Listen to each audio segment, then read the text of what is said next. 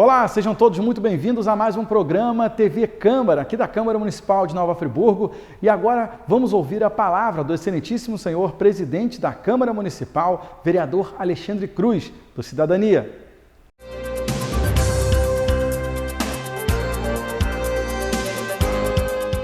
Minha gente querida, como presidente da Câmara Municipal de Nova Friburgo, quero desejar a cada cidadão friburguense um ano de 2020 cheio de paz, saúde e realizações. Não vamos perder a nossa esperança. Temos que ter a confiança em dias melhores. Por isso, quero me juntar a todos vocês, com todo o Legislativo friburguense, para te desejar muita paz, prosperidade e felicidade nesse ano que se inicia. Um grande abraço em nome de todos os vereadores da Câmara Municipal de Nova Friburgo.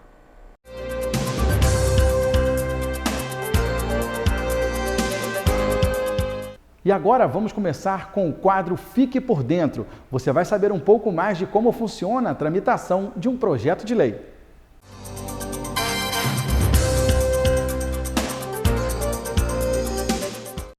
Você sabe o que é um projeto de lei e como eles podem influenciar na sua vida?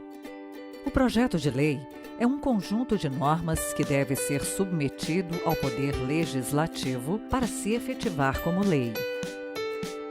No caso do nosso estado, Minas Gerais, ele deve ser submetido à Assembleia Legislativa. Um projeto de lei pode ser uma iniciativa do governador, de um deputado estadual ou até mesmo nossa, cidadãos comuns. Isso mesmo, nós podemos apresentar um projeto de lei. Ele se chama Iniciativa Popular. E como ele vira lei? Depois que o projeto de lei entra na Assembleia, ele passa por um processo chamado tramitação. O primeiro passo da tramitação é chegar à mesa diretora. Então, o presidente da Assembleia encaminha o projeto de lei para as comissões. Na comissão, o presidente designa um deputado para analisar o projeto de lei. Esse deputado é chamado de relator. Ele dará um parecer sobre aquela proposta. O parecer é uma opinião fundamentada sobre uma proposta de lei. É uma espécie de relatório. Esse parecer ou relatório, então, será apresentado à comissão e votado. No parecer, o relatório pode aprovar a proposta de lei, aprovar apresentando mudanças ou encaminhar pelo arquivamento, ou seja, desaprovar. Depois, o parecer é avaliado por todos os membros da comissão. Ele pode ser acatado ou não. Se não for, o projeto é arquivado. Se o projeto for acatado, ele vai para outra comissão chamada Constituição e Justiça. Ela vai avaliar a legitimidade e a constitucionalidade da proposta e das possíveis alterações feitas pelo relator e acatadas por esta nova comissão. Se estiver ok, o projeto vai para o plenário e passa por votação. No plenário, o projeto é discutido por todos os 77 deputados estaduais. O projeto é votado em primeiro e em segundo turno. Se aprovado, vai para o governador transformá-lo em lei ou vetá-lo. Pode sancionar e transformar o projeto definitivamente em lei, mas também pode vetá-lo. E se decidir por isso, seu veto volta para a Assembleia. No plenário, os deputados irão apreciar e votar o veto do governador. Se não concordarem, eles derrubam o veto e o projeto também vira lei. Mas e você? Vai assistir tudo isso parado? O cidadão pode apresentar um projeto de lei, mas pode agir mesmo que a iniciativa seja do governador ou do deputado, acompanhando e apoiando, se concordar com ele, acompanhando e lutando pelo seu veto, se discordar dele. E como? Mobilize sua rede, use a tecnologia. Movimente suas redes sociais. Acompanhe, monitore e haja. Durante a tramitação nas comissões, exija audiências públicas. Participe delas. Mobilize sua rede para transmiti-las. faça contato com os deputados antes da votação em plenário. Use a comunicação para que sua vontade prevaleça. E lembre-se, um projeto de lei pode influenciar sua vida para o bem ou para o mal. Em fevereiro desse ano, foram definidas as comissões parlamentares para 2019. No total, são 21 comissões, além do Conselho de Ética. São elas: Comissão de Constituição e Justiça e Cidadania, a CCJC. Comissão de Finanças, Orçamento, Tributação e Planejamento. Comissão de Ciência e Tecnologia, Inovação e Comunicação. Comissão de Educação e Cultura. Comissão de Esporte e Lazer. Comissão de Saúde, Prevenção e Combate ao Uso de Drogas. Comissão de Promoção e Assistência Social, da Igualdade Racial e da Diversidade Sexual. Comissão do Meio Ambiente, Desenvolvimento Urbano e Sustentável e Defesa Civil. Comissão de Obras e Habitação. Comissão de Apoio dos Servidores Públicos. Comissão de Acompanhamento e Fiscalização dos Serviços Públicos e Concedidos e Apoio aos Usuários. Comissão de Turismo, Integração Regional, Relações Exteriores, História e Patrimônio. Comissão de Desenvolvimento Econômico, Industrial, Comercial e Serviços. Comissão de Agricultura, Pecuária, Agropecuária e Desenvolvimento Rural. Comissão de Direitos da Criança, do Adolescente e da Juventude. Comissão de Direitos do Idoso e de Proteção à Família. Comissão de Direitos Humanos da Mulher e das Pessoas com Deficiência. Comissão de Defesa do Consumidor. Comissão de Mobilidade e Ordem Urbana e Paz Social. Comissão de Legislação Participativa, Revisão de Lei Orgânica e do Regimento Interno. Comissão dos Direitos e da Defesa dos Animais. Conselho de Ética e Decoro Parlamentar. As comissões permanentes têm a finalidade de analisar os projetos em tramitação nas câmaras, discutir propostas legislativas, realizar audiências públicas, além de investigar fatos determinados de interesse do município, podendo, em situações específicas, exercer a função de julgamento.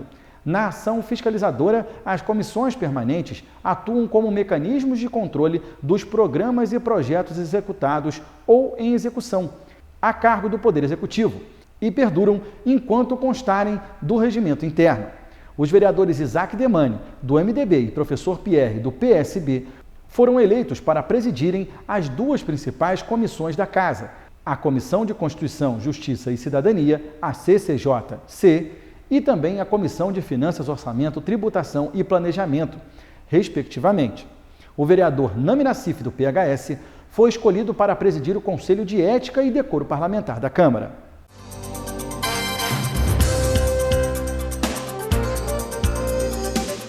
No programa de hoje, iremos assistir à entrevista com o vereador professor Pierre, no quadro Vereadores em Ação. Olá a todos que nos assistem, sejam muito bem-vindos a mais um programa Vereadores em Ação nesse recesso parlamentar 2019-2020. Agora nós recebemos com imenso prazer o vereador do PSB, professor Pierre. Professor, seja muito bem-vindo aqui ao nosso estúdio. Obrigado, Denis. É um prazer estar aqui nos estúdios para a gente poder debater com a população a questão pública, a questão da sociedade e da política municipal. Vereador, vamos começar falando sobre a questão da saúde, uma pauta para lá de problemática, né? Sim, Denis, olha só. O governo, antes mesmo de tomar posse, já tinha irregularidade na saúde, né? Você encontra uma adesão de uma ata de Caxias superfaturada, que prejudicou um processo licitatório, gerou um dano ao erário, aos cofres públicos, e gerou um estado de caos no hospital com falta de uma série de medicamentos, inclusive levando à morte de pessoas em situações que seriam evitáveis, ou ao agravamento do quadro de saúde dessas pessoas. Então, a prefeitura começa assim, depois ela perdura numa situação sistêmica com emergenciais e com problemas da saúde, que acaba redundando também em compras questionáveis, como foi o caso das seringas em 2018. 2018 comprou seringa, comprou materiais que a nossa forma cautelar de comunicar ao Ministério Público e de publicamente aqui apresentar à sociedade, a gente economizou dinheiro no cofre público também. Então começou a faltar o que também no hospital? Material, não tem medicamento. O Hospital Raul Sertã não consegue dar conta do número de atendimentos porque a atenção básica, a estratégia da família, perdeu uma série de unidades. Ou seja, o número de atendimento para o hospital aumentou muito mais. Então, se ele tem diminuição de insumos, diminuição de medicamentos, consequentemente, com maior número de população indo ao hospital, vai faltar, a ponto de as pessoas terem que ficar internadas, acamadas na sala de medicamentos. E a sala de medicamentos agora se tornou comumente ocupada por não ter presença de leitos disponíveis nas unidades de internação. Então, isso falando do hospital. Os postos de saúde estão numa situação caótica, né? A questão do exame de sangue. As pessoas sem conseguir fazer o exame de sangue. As pessoas com problema de catarata ou de retina tiveram toda uma problemática, tudo bem, oriunda do governo do estado, mas que o município não conseguiu trazer uma solução. Então tem um monte de gente com problema aí, aguardando isso. Então, assim, uma série de questões graves que a gente encontra também com situações de desvio de recursos da saúde, de roubo, literalmente, de dinheiro público, né? E a população sofrendo. Então, a saúde está numa situação com o 7º secretário. São 7 secretários de saúde do governo. E a gente vê um conselho de saúde com pauta trancada durante um bom tempo, por causa de situações de cumprimento da legislação pelo município. Ou seja, o DENASUS esteve presente na cidade no final de novembro, deve ter coletado algumas coisas graves que estão sendo levadas ao Ministério da Saúde. Então, quer dizer, e as questões todas de corrupção que a gente apontou e que é necessária a função do Poder Legislativo denunciar. Como é que você vê essa questão do sucateamento da saúde dentro de a reclamação, por maioria das vezes, de todo o Executivo Nacional é falta de verba. Só que a gente tem relatos de que foram gastos 137 milhões em um ano na saúde de Nova Friburgo. No outro ano foi 158 milhões de reais. Se fosse 200 milhões, também acredito que não resolveria. Então, assim, quando se fala em tamanho de investimento na saúde, que o problema é verba, o senhor não acha que esse seria o caminho errado? Porque é o caminho, todo mundo discute a verba, ninguém discute a gestão da verba. Se você tem 158 milhões, mas você faz uma licitação que era para custar 300 e ela vai custar 1,5 milhão, na verdade não faz diferença você ter 200 milhões ou 300 milhões. Na verdade você está gastando mais dinheiro com a mesma coisa ou mais dinheiro com menos, que eu também já ouvi alguns pronunciamentos dos senhores aqui, de mais dinheiro por menos objeto, ou menos coisa, ou menos serviço. Sim, na verdade você toca num ponto fundamental, Denis. A questão é gestão. Tem problema de financeiro? Tem. Mas eu vou te dar um exemplo de como é que a coisa é complicada na prefeitura. O orçamento para 2020. A prefeitura envia para cá a estimativa de gasto de pessoal com 45 milhões. Sabe qual que é o gasto da saúde com o pessoal? 86. 41 milhões de reais não estão previstos, vão ter que ser remanejados. Vai ter que tirar dinheiro de quanto é lugar para poder fazer esse remanejamento. Eu não estou falando de 1 milhão, estou falando de meio milhão. Eu estou falando de 41 milhões de reais. 86 milhões só folha de pagamento? É a folha de pagamento só da saúde. Só para que tenha ideia. Isso é um montante gigantesco. A educação são 82 milhões de reais. E a educação percebe, a previsão orçamentária é 129 milhões. Então, de 129 milhões, 82 milhões é com folha de pagamento. E aí, o que acontece? Processo de gestão. A prefeitura não cumpre, não tem um sistema de plano de carreira dos profissionais de saúde. Isso era para ter desde 1992. É uma falha de todos os governantes daí para trás. Mas muitas pessoas alegam que esse plano de cargos e salários, na verdade, aumentaria o custo. Mas isso se justificaria como esse pagamento? Com um repasse de verba? Você tem que ter plano de carreira assegurado na legislação.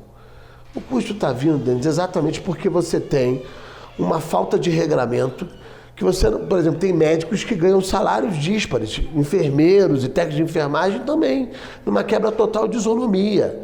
Fora as nomeações engorduradas da prefeitura. A prefeitura não tem que ter um corpo inchado. Tem que ter um corpo forte. Eu não sou adepto do Estado mínimo. O Estado mínimo é altamente lesivo à população. Ele não vai atender a população naquilo que ela precisa. Agora, o Estado também não pode ser adiposo. Ele não pode estar gordurado com nomeações de gente que trabalha, mas não ganha, mas não trabalha, de gente que está ganhando muito sem ter um trabalho efetivo que mereça aquele salário. E aí a gente pega a situação gravíssima da folha de pagamento da prefeitura. Qualquer prefeito, isso eu sempre falei enquanto fui vereador, estou na condição de vereador. O prefeito tem que entrar e tem que fazer toda uma organização de pessoal. O prefeito que não puser o dedo nisso, ele não vai resolver o problema do município. Então o município está preso nessa questão, que não é só da educação e da saúde, é geral. O plano de carreira estimula o servidor, você tem como cobrar o servidor. Você regulariza, você quebra as distorções. Agora, é tudo uma questão de gestão do município. O município tem uma gestão complicada. A estratégia de saúde da família é promoção de saúde. A gente está gastando muito com a doença e pouco com a prevenção. Na medida em que eu tenho estratégia de saúde da família, na quantidade apontada e necessária ao município, que nós já tínhamos um déficit quando tínhamos as unidades de 2, 3 anos atrás. Agora a prefeitura conseguiu, por falta de informação ao Ministério da Saúde, perder outras tantas. Então a gente está com um déficit imenso de estratégia de saúde da família. Então você não tem uma política de atenção básica valorizada pelo governo e alimentada pelo governo. Você está vendo agora aí a questão dos agentes de endemias. A Câmara pediu à Câmara para aprovar a contratação de agente de endemia. Até hoje a prefeitura não contratou. Por quê? Está batendo o teto da lei de responsabilidade fiscal. O que significa dizer? O município está descoberto para a questão da zika, da chikungunya, da dengue. Pode ter uma epidemia. Então, isso afeta o quê? Isso vai para o Hospital Raul Sertã. A pessoa vai estar numa situação muito mais grave. O custo é muito maior. O município também está deixando de receber dinheiro do SUS. Por quê? Vou te dar um exemplo do Hospital Raul Sertã. Os leitos do Raul Sertã deveriam estar credenciados no SUS. A maior parte deles não está.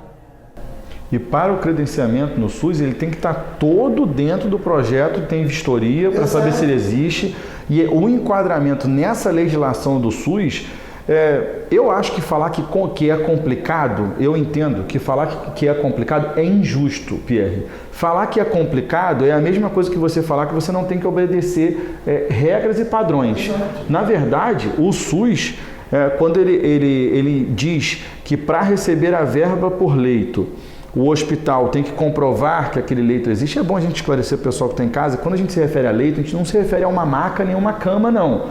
É toda a estruturação, todo o conjunto de normas e medidas, assim como existe, por exemplo, quando você vai entregar um trabalho de fim de faculdade, tem as regras da BNT. Então, é a mesma coisa. O SUS exige as regras dele, que muitas das vezes, com uma infraestrutura ruim, você não consegue comprovar. Você continua atendendo, mas aquele leito não existe no Sistema Único de Saúde. Não só isso, por exemplo, a lavanderia.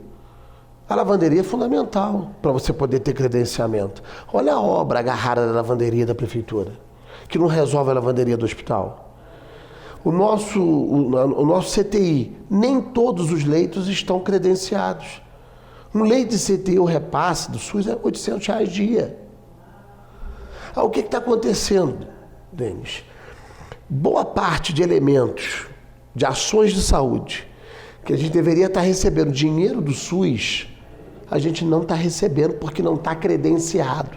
Não existe. E aí o que tem que fazer? Pega do dinheiro municipal para complementar. Então você está perdendo fonte 07 e está tendo que aportar fonte 01, que é a mesma fonte, né, que absorve todo o resto do município. Então começa a faltar coisa no resto do município por causa da saúde. Aí você começa a entender por que pula de 15 mínimo constitucional para 37,50 em 2018, né, de gasto com saúde, fora os bloqueios judiciais, que é outro problema aí, na ordem desse ano de 12 a 13 milhões de reais em bloqueio judicial. Não tem sentido isso. Aí, às vezes, é um medicamento que está faltando monitoramento da prefeitura. O que acontece nos serviços públicos? Eles precisam de monitoramento e avaliação. Isso a prefeitura não faz em sua grande parte do tempo. O senhor acha que isso aí, terceirizando a questão da logística, o senhor acha que funcionaria? A logística de farmácia, a logística de medicamento, Sabe o que acontece? a distribuição em si dos Você não medicamentos? precisa terceirizar. Você tem hospitais federais com atendimento de primeira, na questão logística. Falta vontade política de servir o povo. Mas observa-se muitas vezes, deixa o caos gerar. O caos é produzido, Denis. O caos não é um problema, o caos é um projeto. Porque você cria mazela para poder escravizar a população ao voto. É isso que é feito. Pensa-se dessa forma, do jeitinho político, da ajuda. Isso tem que acabar na sociedade brasileira. Isso é um mal muito grande. Então, tem como fazer logisticamente. O Ministério da Saúde tem vários instrumentos. Eu vou te dar um exemplo, que é agora a legislação. O Banco de Preços de Saúde, que é do Ministério da Saúde. Em 2017, uma comissão intergestores do Ministério da Saúde, ela é tripartite, estabeleceu uma resolução que todo ente da federação deve alimentar o Banco de Preços de Saúde do Ministério com os preços praticados nas suas licitações. O Tribunal de Contas da União afirmou que a base de preço tem que ser em cima do BPS, do Banco de Preços de Saúde, não em cima da tabela CEMED-Anvisa, que é o teto. O município se baseia na CEMED-Anvisa. Aí, quer dizer, o mais alto... Por isso esses problemas de comprar uma Novalgina é mais caro do que na farmácia. Aí, olha que doido. Aí, os fornecedores amam, né? E a gente tem aqui um pregão presencial. Quando saúde, na maioria dos lugares do Brasil, é feito um pregão eletrônico. O preço é abissal de diferença.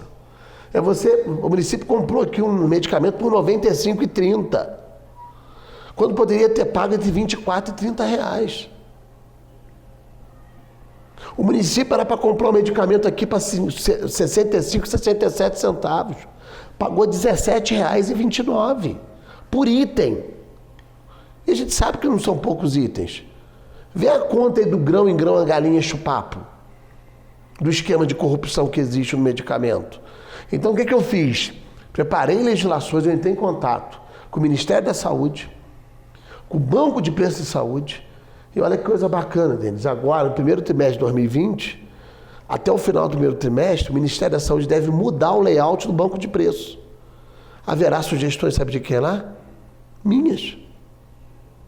Eu estou ajudando o Brasil inteiro na fiscalização, para poder fazer pesquisa de preço. Vai estar lá.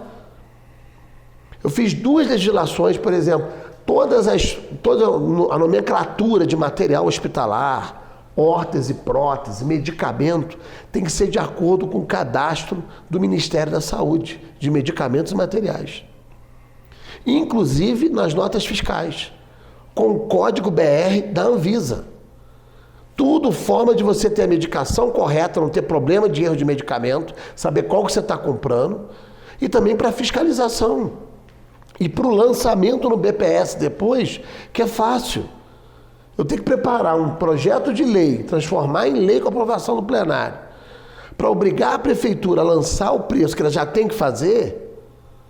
Então, quando ele tem que lançar preço, ele fica exposto para o Brasil inteiro. Por que não lança? Porque se colocar o preço alto que está lá, são vários olhares que vão ver. A Friburgo cobra caro pra caramba. Quem é que está governando lá? Eu fiz uma pesquisa, eu sei os municípios de São Paulo que são cuidadosos com o erário e sei aqueles que não são. Pelo BPS. Eu liguei para o município de São Paulo para dar parabéns. Porque é um preço correto, próximo à média nacional, justo em vários preços. Então você vê uma correção, por isso que o interior de São Paulo tende a desenvolver. Porque a maioria das cidades lá, não vou dizer que não tem corrupção em São Paulo, tem. Só que aqui é uma coisa assim escandalosa. Então vai faltar dinheiro para a saúde sempre. com corrupção, com falta de gestão. É o que você falou. Pode ter R$1 milhão aqui para a saúde, né? por mês, né? Para uma unidade especificamente. Eu posso ter R$1 milhão, por exemplo, para maternidade, por mês. 12 milhões para maternidade. Eu posso ter 4 milhões para unidade. Posso ter 10 milhões. Não vai resolver. Não vai resolver. Por quê? O objetivo não é trazer solução. É manter o status quo, manter a coisa como está. É isso que é errado, que a gente tem que mudar no país. Por isso que é importante as pessoas saírem do colégio. Os colégios têm que mudar. A mídia também tem que ajudar. É a educação cidadã. A gente tem que ter várias pessoas fiscalizadoras, integradas com a política pública. Mas os jovens saem do colégio sem saber nada. A gente forma um país de analfabetismo político, não sabe acompanhar, não tem como acompanhar, não tem ideia do acompanhamento. Aí o político corrupto faz a farra. Então, quando a gente tiver um processo de formação, porque eu defendo a educação, é até estranho, né? Porque eu versei isso lá na Unal, em Salvador. É impressionante, eu estou vendo aqui uma pessoa que está pondo um cargo político que defende a educação do povo política. Isso é raro. Você não vê político defendendo educação para a população. Ainda mais educação política, para o povo saber como é que funciona. Eu falei, mas o Brasil não vai mudar. As cidades não vão mudar, os estados não vão mudar enquanto não tiver uma sociedade que saiba como funciona a sociedade. E a gente não forma isso no colégio. Aí abre brecha para a saúde mal, abre brecha para a própria educação e mal, abre brecha para a corrupção em diversas áreas e para problemas de gestão, porque a população não integra a gestão pública como ocorre nos países de primeiro mundo, porque lá os jovens saem sabendo como funciona a sociedade. Aqui não. Eu ia exemplificar isso agora. A diferença de um país de primeiro mundo é a formação do seu povo. Não são os líderes políticos do país, é a formação do povo como um todo. Se algumas pessoas acham que os Estados Unidos é bom por causa do Barack Obama, o George Bush e Trump. Não, ele é bom porque ele forma cidadãos. Tem uma sociedade coesa que participa, que atua na construção do país. Quando vai criticar, sabe o que está criticando, sabe até onde pode ir, sabe o que está certo e o que está errado, com o discernimento muito razoavelmente justo sobre o que está falando. Agora aqui não, a ignorância política e cultural, porque aí agrega até a cultural também e some nisso aí. É o que é produzido, eles produzem isso, Darcy Ribeiro já dizia, isso é um projeto, não é um problema. E as pessoas ficam preocupadas em, na verdade, passar a vida trabalhando para comer. O Brasil é um país de fome. O Brasil, até quem não passa fome no Brasil participa disso sem perceber. O Brasil é um país onde você trabalha para comer. Você pega o exemplo disso, olha só a falha brasileira. Até isso foi lá em Salvador também, no encontro da União Nacional de Legisladores e Legisladores Estaduais. Eu fui representando o Friburgo e acabei representando o Estado também, durante algumas partes do evento. Depois chegou a tia Ju para representar também. Então, de legisladores, só tinha eu e ela, para ter uma ideia. Então, até no dia 20, o único legislador que tinha lá, do Estado do Rio de Janeiro, em todo o evento, era o Pierre. Então, lá, nós tivemos uma palestra muito boa com o secretário de Fazenda de Pernambuco, porque é a discussão do Código Tributário Nacional. Porque o grande peso deles é nacional. Na hora que resolveu o nacional, resolve o Estado, resolve o município, na toada só. É um absurdo a composição tributária brasileira, que na verdade é o povo que sustenta o país. Eu vou te dar um exemplo para o nosso cidadão telespectador. 35% do produto interno brasileiro é obtido da seguinte tributação: 18% aproximadamente de renda e lucro, 24% de folha de pagamento, 4% apenas de propriedade, 48,9% de consumo e 4,3% aproximadamente de outras fontes. Aí já parou para pensar? Se praticamente metade da arrecadação de 35% do PIB brasileiro, advém do consumo o imposto de um saco de arroz que o pobre come, que o rico come. Quem é que paga a diferença de imposto ali? O pobre paga o mesmo imposto que o rico paga.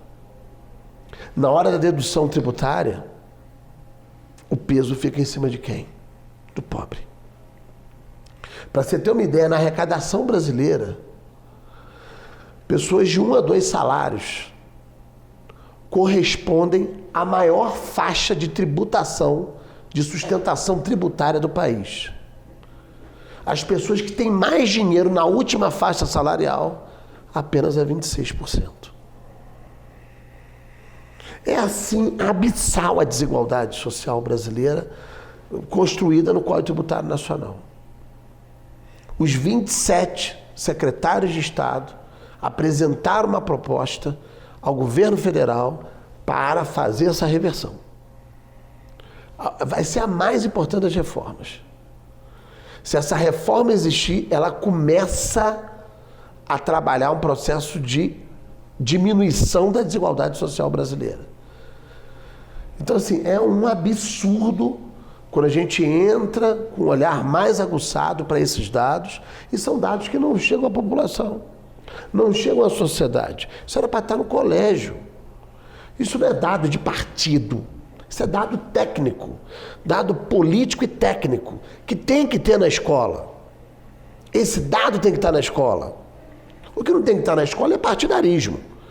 Mas dado técnico, político, legal, esse dado tem que estar na escola.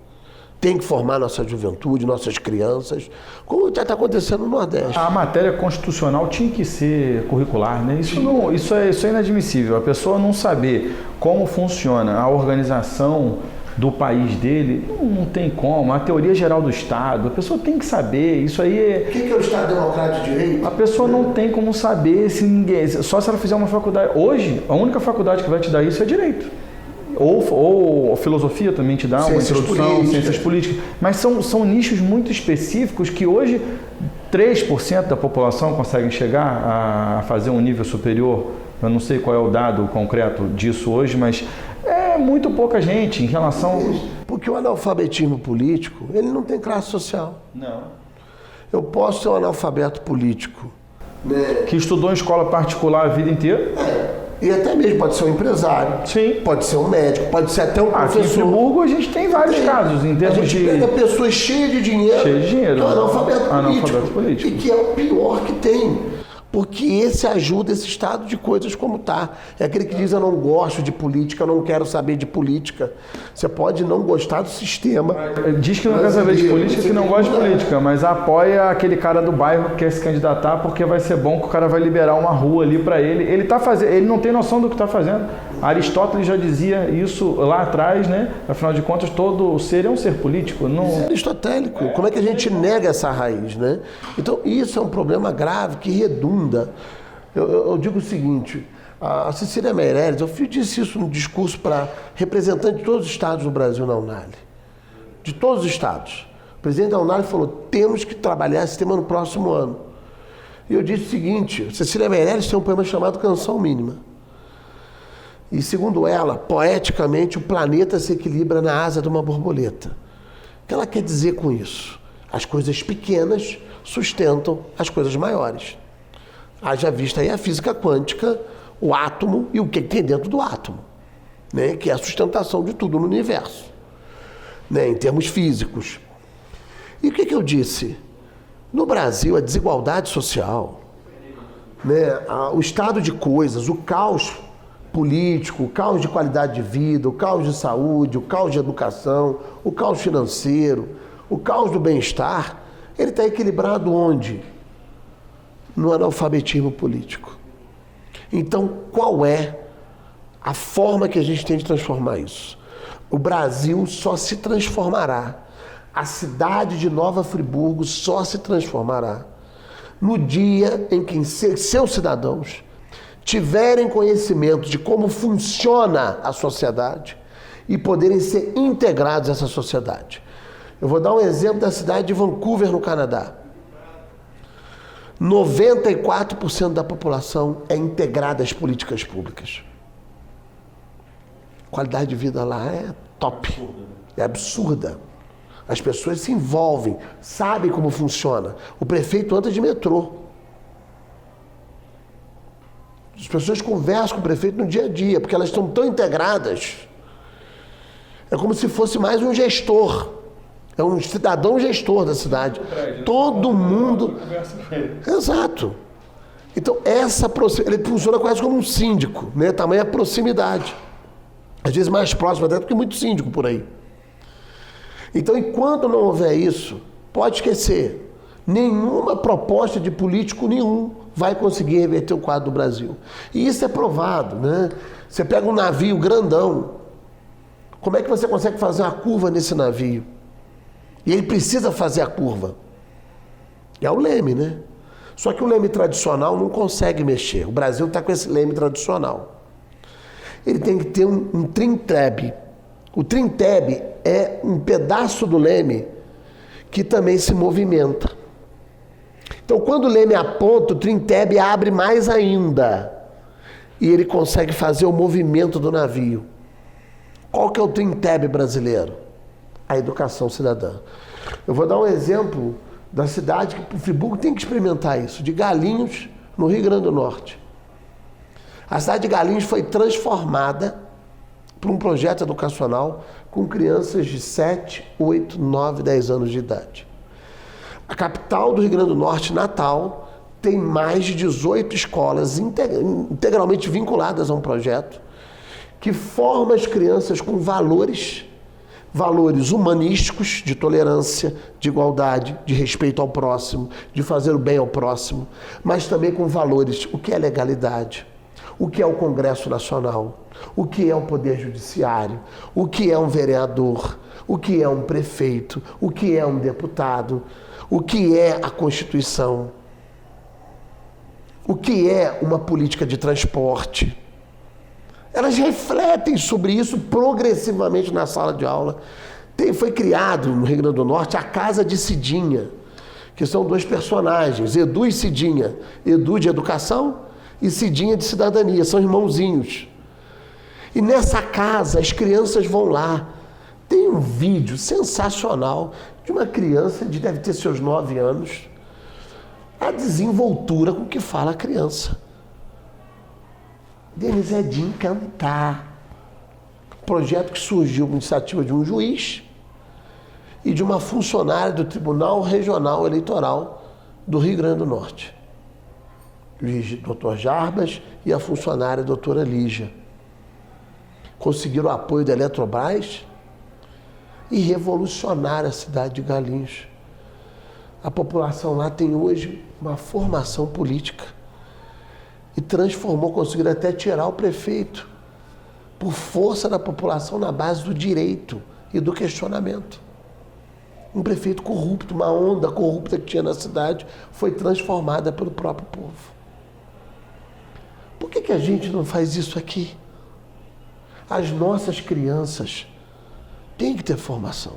Os nossos adolescentes, os nossos jovens.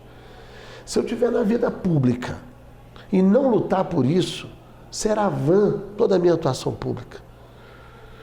Eu estou querendo trazer isso para um debate municipal, levei isso a um debate nacional, valorizei esse debate e ano que vem vou reforçar isso também em âmbito nacional. Então eu estou procurando pessoas que apoiem isso, é uma causa, é um propósito. Porque a política hoje você tem que ser muito mais pessoa do que político. Você não tem que trabalhar ideologias, mas ideias. Ideias, conversar com as pessoas, ouvir as pessoas, ouvir os jovens, os adolescentes, o que eles têm de pensamento. A política tradicional está morrendo. A política morrerá daqui a 20 anos, da forma como está. Ela sofrerá uma grande transformação. E nós temos a responsabilidade de ser esse agente público, pessoa de transição para esse momento que vai ser de transformação imediata, que o mundo vai sofrer e o sistema político vai nessa toada. Tanto que a gente está vendo isso mundo afora. A crise política não é só brasileira, não. Ela é mundial. O sistema de representatividade será modificado. Então, os políticos de hoje têm que fazer essa transição. Agora, quais querem fazer essa transição? Quais estão dispostos a isso? E para isso acontecer com qualidade, tem que haver educação cidadã. Se não houver, a gente corre um risco muito grande de 2050 acontecer o que alguns estudiosos já apresentam. O mundo terá uma classe de inúteis. Pessoas que não vão saber, vão servir para nada na sociedade, não vão saber o que fazer. E aí imagine só, no mundo, como haverá um abismo social de dignidade. E o Brasil vai ser um berço desse espaço? Não podemos trabalhar para isso.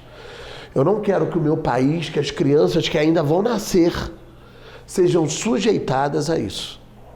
Muito menos aquelas que estão hoje, que eu não quero para o meu filho, não quero para criança nenhuma. Né? O que eu quero para o meu filho, eu quero para todas as crianças. Então, isso é uma conversa muito séria, muito profunda que a gente tem que fazer. A cidade tem que pensar na questão da mecanização.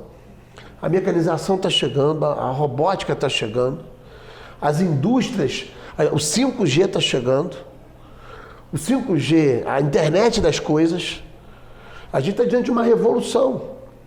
Completa. O pessoal, tem gente que acha que é um pouco mais de velocidade na internet. Não. É uma revolução. É uma geração nova de inteligência artificial. Total que vai vir. A gente tem que ter muito cuidado com isso e saber lidar com isso. Então as cidades têm que se preparar para isso. Porque você vai ter diminuição de mão de obra nas indústrias, mas haverá um aumento de mão de obra em serviços. Então, onde a nossa educação tem que trabalhar? Também em serviços. Ela tem que trabalhar a robótica, ela tem que trabalhar a internet, ela tem que trabalhar os conhecimentos essenciais, os valores. Mas e onde que o governo tem que investir para gerar mão de obra? Por isso a importância do turismo, da cultura. Por que países avançados tecnologicamente investem em ter um turismo tão forte? Para empregar. O Brasil é um mar imenso de mercado de turismo. Deus concedeu uma natureza maravilhosa para o Brasil. Maravilhosa. O Brasil é, por natureza, um país turístico. Só que o nosso turismo está muito aquém de países do tamanho do estado do Rio de Janeiro. E que não tem a natureza, a dimensão da natureza que a gente tem e da diversidade cultural, de povos que o nosso país tem. A nossa cidade, por exemplo, tem que se orgulhar disso, formada por povos formadores diversos, mosaico, única cidade criada por um decreto real. Eu falei isso lá para todos os estados, para representantes de todos os estados. Uma cidade que tem a lei orgânica mais nova do Brasil, mais moderna do Brasil, reconhecida como inovadora por vizinhos aqui, como o caso de Petrópolis. Pessoas que leram e falaram, nossa, a lei orgânica ela é grande, mas ela é didática. Eu leio e compreendo. Então a nossa cidade tem mecanismos para avançar, tem legislação moderna. Falta termos pessoas que ocupem os cargos públicos, quer aqui na Câmara, quer no Poder Executivo, voltadas com essa mentalidade. E isso de Friburgo para o Estado e para o país. Mas para a gente ter essas pessoas aí, a gente precisa de uma formação cidadã lá nas escolas, né? Se não tiver... não vão chegar a lugar nenhum, né? É algo vital deles, ter que ter educação. Vamos falar um pouquinho agora sobre a questão do estacionamento rotativo. Aí já vou te pedir para falar também do transporte público, né? Que está tudo anexo aí. E da mobilidade urbana como um todo, que está a situação complicada em Friburgo. Esse conjunto, olha só, o rotativo, né? A prefeitura, ela tem que ter um plano de mobilidade. Né? A lei orgânica, ela assegurou o rotativo, a anterior estava vedando, por causa de todo um histórico, que eu vou contar aqui um histórico para vocês do rotativo brevemente. Quem criou o rotativo na cidade? Foi a lei em 1998, quando foi criada a antiga Altran, foi criado no artigo 8º daquela legislação complementar, um dispositivo de estacionamento rotativo, cuja arrecadação 50% iria para instituições filantrópicas. O governo Saudade assumiu e não viu interesse em apresentar um projeto de aplicar a lei. Quando o governo Heródoto entrou, pode ver que logo no primeiro ano, em novembro, começou o funcionamento do zero. O zero começou a funcionar. Só que começou a haver um problema no zero. A gente começou a fazer uma fiscalização no zero e identificamos corrupção. E eu vou dizer aqui em números. Eu fiz um requerimento de informação, número 137. Não me lembro se é 2013, acho que é 2014 o requerimento. E eu pedi a folha de arrecadação do zero. Era de novembro até o respectivo mês, dava 40 meses e meio o prazo. Eu queria arrecadação em 40 meses e meio. Denis, cidadão, o que me foi apresentado? Uma planilha, no mínimo, montada. Vou dar um exemplo. Todo mundo que tem carro sabe que o zero era preço redondo. R$1, R$1,50, R$2. Na planilha vinha valores quebrados, 83 centavos, 76 centavos. Não tem mais como. E uma oscilação de valores, num dia arrecadava R$80 só de estacionamento, no outro dia arrecadava 5 mil. Assim, oscilações de arrecadação inverossímeis, que não batiam com a verdade. E mais, isso chegou ao cúmulo de, no dia da tragédia climática, dia 12 de janeiro de 2011, ter havido arrecadação do zero de mais de R$800. No dia 13 de janeiro de 2011, ter havido arrecadação quando foi decretada a calamidade pública. Em fevereiro, ter tido uma arrecadação de R$5 mil, quando a gente ainda tinha o hospital de campanha da Marinha, do Exército aqui. Aquilo me trouxe muita desconfiança. A arrecadação era em torno de R$1.060.000 e alguns quebrados. Eu achei pouco valor. Fui fazer o somatório de valor por valor. Não batia. Fui fazer uma estimativa. A gente tinha em torno de 900 vagas no centro da cidade. Era R$1 a média do estacionamento rotativo. Então eram 12 horas, de 7 da manhã a 7 da noite. Então, potencial de arrecadação máximo de uma vaga, R$12 por dia. No mês, 26 dias, porque os domingos não contavam. E aí eu fui fazendo um levantamento de R$12 arrecadando, as 900 vagas. Depois, só R$8. Depois, só R$6. A metade das vagas do dia ocupada, a metade não. Depois eu baixei o quê? Em vez de 900 vagas, 800 vagas, 700 vagas, 600 vagas. Sabe qual o valor mínimo de arrecadação que dava? R$3.700.000. Valor máximo, R$11 milhões. E o apresentado, 1 milhão. 1.060.000. Tanto que o que aconteceu? O prefeito Rogério Cabral revogou na reforma administrativa o zero, a lei do zero, e é o que aconteceu, ficou sem lei. O cidadão de Nova Friburgo pagou por mais de um ano o zero sem ter lei. Ou seja, de modo irregular. Olha que gravidade. Pagou sem ter lei. Você sabe que a gente só pode atuar com base na lei. E aí não tinha embasamento legal, e quando eu mostrei esses números da corrupção para o prefeito ficou tonto. O prefeito parou de cobrar o zero, acabou o zero. Eu fiz uma denúncia no Ministério Público, está lá desde 2015. É o inquérito 2115, que eu não sei porque está parado esse tempo todo, com números lá que mostram a corrupção. E aí eu fui fazer uma investigação no zero, como é que arrecadava. Você fica horrorizado. Isso era vendido em várias instituições, banca, loja, comércio. Eles compravam. Eu pensava inicialmente que era algo... você vendendo, você recebe. Mas não era assim, não. O dono, por exemplo, de uma banca, Ele queria comprar 500 bilhetes, ele já pagava os 500. Ele comprava o bilhete e só ia revender pelo preço já com lucro dele. Ele comprava. Então ele comprava as vagas antecipadas. Ele já comprava. Então a arrecadação do município era inteira. Era inteira. Ele já vendia.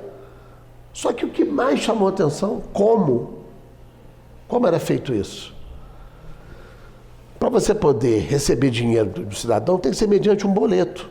Prefeitura, você não pode mexer dinheiro vivo, público. Então o que era feito? Boleto. Eu quero comprar 500 bilhetes. Tinha um boleto de 500 bilhetes, ia lá, pagava no banco, pagava na lotérica, fazia lá o pagamento, o boleto. Depois começou a mudar. Começou a ser na própria Altran. Olha que coisa estranha. Dinheiro vivo lá na secretaria. Depois, pasme, cidadão. Um funcionário da prefeitura ia com uma mochila recolher o dinheiro nos postos de venda. Para onde ia parar esse dinheiro? Como é que se contabilizava esse dinheiro? Estado do Ministério Público. Até hoje, a coisa não andou. Mas olha que coisa grave. Aí o prefeito Rogério Cabral, no final de 2015, mandou para a Câmara, período de recesso, há exatos 4 anos, né, um projeto de lei para botar o estacionamento rotativo. Qual era a proposta? A empresa explorava o serviço, podia ficar com até 90% da arrecadação, direto. Era uma mamata. Quando o prefeito regulamentou o decreto, eu fiz um requerimento de informações e encontrei ilegalidade no decreto, usurpando a legislação. Aí começou todo aquele movimento, que com os meus dados começaram a revelar, inclusive o Anderson Nogueira, à época, estourou aquilo com os dados da Câmara. E aí acabou não saindo o estacionamento rotativo e os vereadores tinham votado favorável, ficaram tão pressionados pela sociedade que resolveram apresentar uma emenda à lei orgânica para proibir. Aí proibiu, na lei orgânica anterior. Só que a gente sabe claramente que poderia cair, porque não tem como você proibir um negócio desse. Aí na nova lei orgânica, e já com toda essa experiência, o que eu fiz? Pode ter um rotativo, pode terceirizar. Só que o dinheiro tem que entrar direto no cofre público. Para ter controle, o cidadão saber quanto que está arrecadando no estacionamento, que é direito do cidadão, para a Câmara poder fiscalizar os demais órgãos. Saber como é que está sendo aplicado esse dinheiro. Depois paga a empresa. Então, isso foi uma primeira amarração para proteger o dinheiro público. Outra finalidade boa de entrar no cofre público: aumenta a capacidade de pagamento de pessoal do município na lei de responsabilidade fiscal. Então, aqueles salários lá abaixo do mínimo, que o governo diz que não pode por causa do limite, desaparece. Ele resolve o problema desses funcionários que estão lá recebendo um salário mísero, que é um absurdo. E aí, o que a gente colocou também? Vinculou isso a determinadas políticas públicas, onde pode ir para mobilidade, a compensação tarifária, para o setor de emergência do hospital, porque carro, acidente de moto acaba gerando isso, de carro, para a habitação social e para as comunidades pobres, onde precisa de infraestrutura de suporte. Então, uma atenção ao bairro do Rui Sanglar, uma atenção ao bairro do Floresta, uma atenção ao bairro do Cordoeira, onde você tem ali uma população que tem uma categorização salarial mais inferior e que precisa de atenção e de carinho. E mais, lá no ato das disposições orgânicas transitórias, poxa, se eu coloco estacionamento rotativo já de cara e não faço um plano de mobilidade, depois eu posso me acomodar, né? Não faço plano de mobilidade. Já resolvi parte do problema. Já resolvi, se acomoda. Você tem que ter um plano de mobilidade urbana. E isso é exigido pela lei federal. Então, no ato das disposições orgânicas transitórias, pensou-se, o rotativo pode ser implementado. Mas o governo tem que ter um plano de mobilidade para pensar a cidade holisticamente, inclusive outros modais. Porque no Brasil inteiro, o sistema modal está sofrendo transformação do transporte. Então a cidade não pode ficar presa ao passado. Ela tem que pensar para frente. E a recente transformação que houve nas grandes capitais já não se adequa mais ao interior, não, porque as mudanças que foram feitas para as Olimpíadas no Rio de Janeiro já estão sendo feitas novamente, porque não estão funcionando. Então, assim, Exato. Hoje essa modernização, essa otimização tem que ser feita com muita logística, e aqui em Friburgo a gente tem um problema muito grave de sermos um vale. Isso, rodado de montanhas com dificuldade. Então, assim, realmente aqui é um caso à parte de ser estudado de verdade, assim como outras cidades do Rio de Janeiro, mas a gente está se debatendo Friburgo aqui, né? Então, assim, é um caso com muito cuidado, de verdade, e aqui a gente está do lado do Alberto Braun debatendo uma rua, e na paralela já estamos debatendo uma rodovia. Então, assim, Verdade. E no meio disso tudo a gente já tem o INEA, porque já tem o Rio. Então, assim, aqui é tudo tem que ser muito cauteloso. Muito peculiar, tem que ser muito específico para não incorrermos em vários erros, sucessão de erros que não vão nos levar. Por isso tem que ter o quê? Planejamento estratégico de mobilidade. Por isso essa questão do estacionamento rotativo toda, que a prefeitura, não, vamos implementar. Mas espera aí, tem um dispositivo da lei orgânica lá para cumprir. Apresenta o plano de mobilidade, porque ele vai pensar o pedestre, ele vai pensar a bicicleta, ele vai pensar talvez um veículo leve, que no futuro tenha que ter. Ele vai pensar a mobilidade. Uma lei orgânica que até prevê drone de passageiro, que a gente já vai ter. Espero que não pense igual a ciclovia. Não, dessa forma aqui a gente não está precisando, não. Mas a ciclovia está do jeito que está, porque não tem planejamento. Então, é isso que a gente está falando aqui, é a questão de você falar que está executando para quê, para quem e como. Se você não fizer a pergunta, não vai funcionar. E como que aquilo ali integra ao sistema? O olhar da prefeitura, do Poder Executivo, que lá está na prefeitura, que é a sede, como a Câmara tem que apontar isso, tem que ser um olhar sistêmico. Você não pode tomar uma medida isolada de um sistema de funcionamento. Mas é o que é praticado hoje. Até no próprio Raul Sertan, só a gente está acabando já, professor, até no próprio Raul Sertan, alguns anexos que são feitos, parece que eles são feitos de forma desconexa com o complexo do Raul Sertan. Exato. Que não é mais um hospital Raul Sertan, é um complexo, porque toda hora você agrega para cima, agrega para o lado, agrega para baixo, agrega no prédio do lado, quebra o muro e estica mais um pouco. Então, é puxadinho, é puxadão, viola a lei, né? Que aí viola a lei do solo. Acontece o que a gente está falando aqui, enfim, que não consegue cadastrar um leito porque está completamente... Existe, mas não tem como existir de forma formal. Então a gente vai encerrando por aqui, mas antes disso, professor, essa câmera aqui é do senhor, o senhor faz a sua despedida, fala com o pessoal aí de casa. Obrigado, Denis, a oportunidade, dá para ver como é que a gente poderia ficar aqui debatendo outros temas importantes, né, da cidade, de pensar a cidade com prospecção.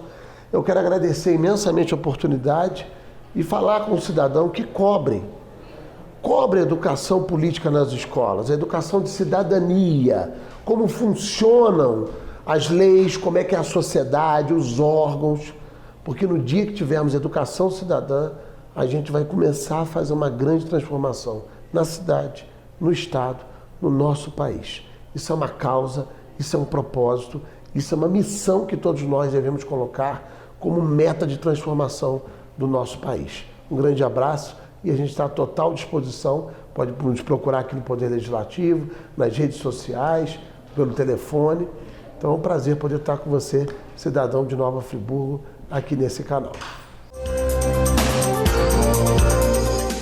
E assim chegamos ao fim de mais um programa TV Câmara. A você que ficou conosco, meu muito obrigado pela sua audiência, sua companhia, seu carinho e até a próxima.